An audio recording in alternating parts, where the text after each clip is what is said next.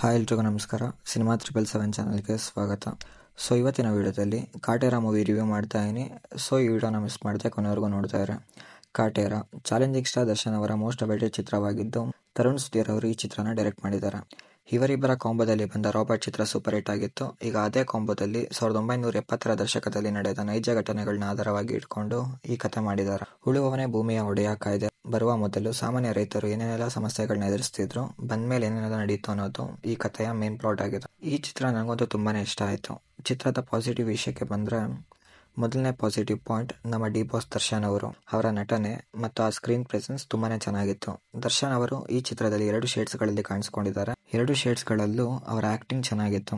ಆ fighting scenes ಅಂತೂ highlight ಅಂತಾನೆ ಹೇಳ್ಬೋದು. ಎರಡನೇ ಪಾಯಿಂಟ್ ಮೇಕಿಂಗ್. ಅದೇನ್ ಕತೆ 1970ರ ದಶಕದಲ್ಲಿ ನಡೆಯುತ್ತೋ ಆ ಕಾಲಘಟ್ಟಕ್ಕೆ ನಮ್ಮ ಕರ್ಕೊಂಡು ಹೋಗೋದ್ರಲ್ಲಿ ಈ ಚಿತ್ರತಂಡ ಯಶಸ್ವಿಯಾಗಿದೆ. ಮೂರನೇ ಪಾಯಿಂಟ್ ಡೈಲಾಗ್ಸ್. ಮಾಸ್ತಿ ಅವರ ಡೈಲಾಗ್ಸ್ ಈ ಚಿತ್ರಕ್ಕೆ ತುಂಬಾನೇ ಪ್ಲಸ್ ಆಗಿದೆ ಅಂತಾನೆ ಹೇಳ್ಬೋದು. ಆ ಡೈಲಾಗ್ಸ್ ನಿಂದ ಜನ ಪಾತ್ರಕ್ಕೆ ತುಂಬಾ ಚೆನ್ನಾಗಿ ಕನೆಕ್ಟ್ ಆಗ್ತಾರೆ. ಇದರ ಜೊತೆಗೆ ಆರಾಧನಾ ರಾಮ್ ಅವರ ಆಕ್ಟಿಂಗ್ ಚೆನ್ನಾಗಿತ್ತು.